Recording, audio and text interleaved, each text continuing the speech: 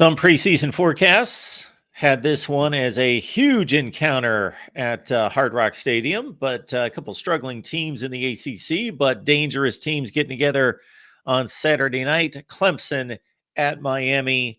They have not lost a game there since 1956, I understand. We got Jason Priester here on the line from allclemsontigers.com to help us break it down. Jason, what's going on today? Not a whole lot, man. How about yourself? I'm doing pretty well. This one's been relegated to the ACC network. That tells us something about what's happened here. Clemson does have 2 wins in the ACC, and Miami's 0-2. Yeah, I think if Miami could have somehow pulled out a win Saturday night, we probably would have got ABC prime time. But now you got 2 teams battling for their ACC lives here Saturday night in Miami, because whoever loses this game, let's face it, I mean, you might not be mathematically eliminated, but you are realistically eliminated. You might can squeeze into that ACC championship game with 2 losses, but you are not going to do it with 3 losses. So this is a big game for both of these programs. Miami trying to snap the 2-game losing streak. Clemson trying to bounce back after a, let's be honest, a brutal, pathetic offensive showing against Wake Forest. They've had a bye week to get ready for this one. So we'll see what happens, man. Yeah, Wake Forest, that seems like it was forever ago, but man, 17-12. What happened there? It seems like everybody's scoring on Wake Forest. Why not Clemson? Everybody but Clemson. We heard, right after that game, we heard Cade Klubnik say it was probably his worst game ever. Today, he came out and said it's probably his second worst. He thought Duke was his worst game. He did not play well. That's just the bottom line. The offensive line did not play well. The run blocking has not been very good for Clemson since Walker Parks went out with injury. They tried to replace him with Mitchell Mays. It just hasn't worked. Freshman Harris Sewell started getting most of the work. As that Wake Forest game moved along, I fully expect he'll probably start Saturday night in Miami.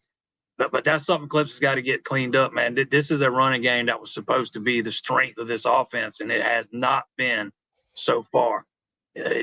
Say what you will about those backs, but that there's some culpability on their end too. But for the most part, this offensive line has just not been very good over the past couple of games when it comes to opening up holes for those backs. You started to touch on some injuries. What would be the full rundown on what we know right now? I think Clemson's going to get everybody back. Antonio Williams has been out for weeks. He hurt an ankle against Charleston Southern, I think it was. He came back in after the injury, but he has not played since that game. Nate Wiggins, who went down late in the Florida State game, probably the best corner on the team. He should be back this week, or I think he's going to be back this week. Dabo Swinney said he was expecting all hands on deck. So I think all those guys are going to be back outside of the guys who are out for the year. We got Jason Priester here breaking down Clemson football, hosting Miami on Saturday night, or actually that game's at Miami Hard Rock Stadium on Saturday night. Clemson's a 2.5-point favorite. Yeah, Miami seems to be shooting themselves in the foot, whether that's Mario Cristobal shooting themselves in the foot or just last week's performance. I had little confidence that they were going to emerge from North Carolina with a victory, even though if you watch the game, there were certainly bright spots. They have talent. They're capable. They could be a really good team, but they certainly haven't learned how to win. I thought it was going to be telling to see how they bounce back from that disaster against Georgia Tech, not kneeling on the ball and letting them come back and win there in the final seconds. And it doesn't look like they bounced back very well. I didn't watch the Miami-North Carolina game, so I can't really speak on what happened with that. But I know Tyler Van Dyke's a dangerous quarterback when he's on his game.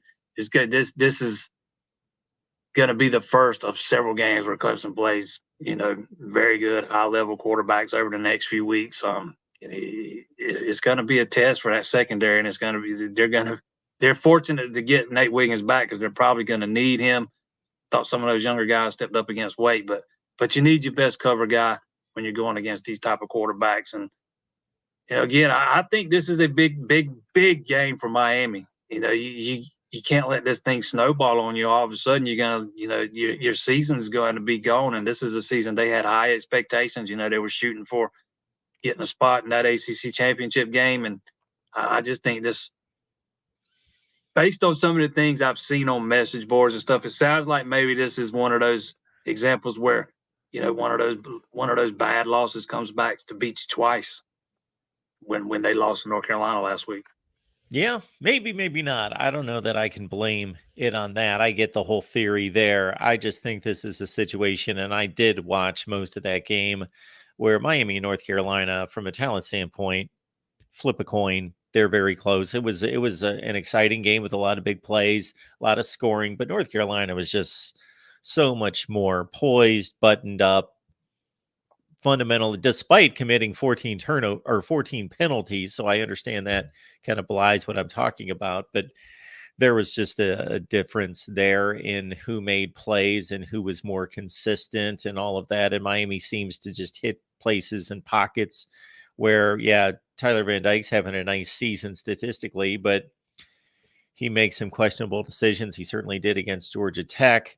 And the defense, boy, could not handle. This is a game if Cade Klubnik gets protection, and that's not so easy against Miami's front. They do create pressure, but if his offensive line has a nice game, that they should be able to create one-on-one matchups. And if Tyler Brown and that wide receiver core is improved as much as maybe they have, they should be able to burn this secondary, because that's what Tez Walker was doing all night and these UNC receivers.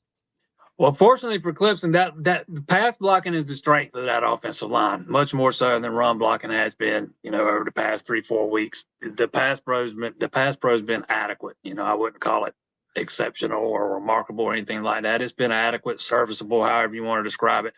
But that is a talented defensive front Miami has, no doubt. It's got to be a test for those guys. For me, it starts with being able to run the ball, though. That's what this Clemson team wants to do. They want to let those backs get running the ball and open some things up in the passing game. So we'll see how much they've improved over this bye week, because I know that was one of the goals, going in, kind of resetting, going back to some basics with some things along the offensive line. We heard Marcus Tate talk about that some this morning, actually, but it is a big time area that they need to see improvement in. And I think that's what sets you up to make some of those plays down the passing game, down the field, because we've seen Syracuse load up, try to take away the run, and Clemson was able to hit some of those plays down the field.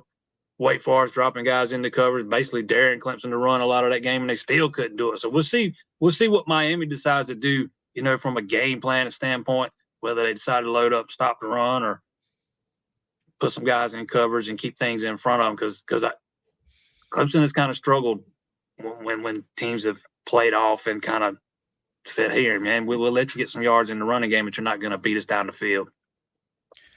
Folks, please like the video. If you enjoyed the content, please just hit the like button. Subscribe here at the Voice of College Football. Check out Jason's work, of course, at allclemsontigers.com. We will throw up the banner here. And, of course, you follow Jason on Twitter, and then you can follow all of his work from there.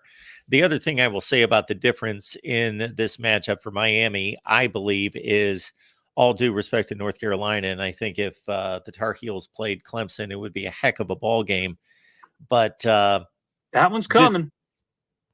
That one is coming. That's right. It is coming. I forget about the no divisions, and I'm lost track of who plays who, because it used to be pretty easy to figure out who's going to play who. You just needed to keep track of one game in the other division. But my point here is that this is going to be a cut above what Miami has seen defensively. I truly believe that Clemson is as good as the numbers tell us they are on that side of the ball. I know the schedule hasn't been crazy good, but Florida State, Duke, those are good offensive teams, especially Florida State, of course, and to hold them to 17 points in regulation, I think Clemson is going to be something that Miami's going to have to deal with in regards to the defensive front and the entire defense. Oh, I think this defense is every bit as good as the statistics say it is. There were some questions about the pass defense coming in. That was the area Dabo Swinney wanted to see the most improvement, because it was a weakness last year, make no mistake. And it is shored up a lot this year. Those guys grew up. Some of those young guys on the back end of that defense grew up last year. Nate Wiggins, Jaden Lucas. Sheridan Jones is the veteran of that group. He's been playing well this year. He's a 6-year guy, but Wiggins is a junior who really started to see a lot of playing time last year. Again, kind of grew up on the field, and I could see him being a first-round pick after this season. He's been that good. Again, he's the guy that got hurt against Florida State. Man, he just shut Keon Coleman down in that game. And I can't remember specifically, but I want to say Coleman didn't have a catch until maybe after Wiggins went down, but don't hold me to that. But either way, he was really good against Coleman. And those young guys, Jaden Lucas has been really good this year. Toriano Pride stepped up in a big role last time out against Wake Forest. So that pass defense, much improved over last year. But it starts with that front four, and West Goodwin isn't even having to do a lot of blitzing, man. They're getting pressure with the front four, and it starts with that interior. Guys like Rukaroro, Tyler Davis, freshman, Peter Woods. They have just been disruptive. Let's put it that way. They have been very disruptive, and it makes the jobs of those linebackers, and it makes it easier on the pass defense too. If you could nitpick one thing on that defense, they've been a little bit shoddy in the tackling department, especially early in games. They get better as the game goes on, and those backers have been a little bit prone to getting beat with wheel routes out of the backfield. That would be, if you want to nitpick a couple of things, that would be my two biggest things. But that defense has been really good from top to bottom, all three levels.